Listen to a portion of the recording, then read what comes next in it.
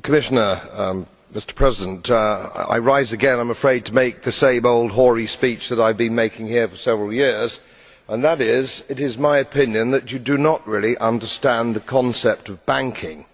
All the banks are broke.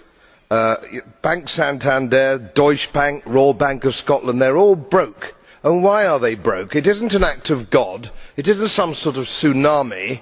They are broke because we have a system called fractional reserve banking, which means that banks can lend money that they do not actually have. It is a criminal scandal and it has been going on for too long. To add to that problem, you have moral hazard, a very significant moral hazard from the political sphere.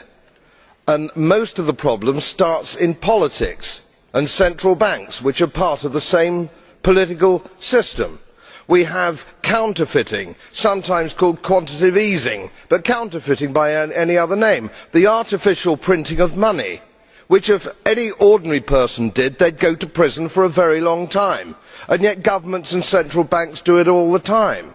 Central banks repress the amount of interest that rates are, so we do not have the real cost of money.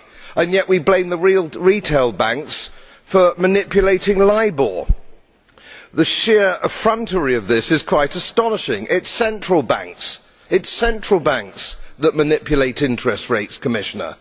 And plus, underneath all this, we talk loosely, in a rather cavalier fashion, do we not, about deposit guarantees. So when banks go broke through their own incompetence and chicanery, the taxpayer picks up the tab. It is theft from the taxpayer. And until we start sending bankers, and I include central bankers and politicians, to prison for this outrage, it will continue.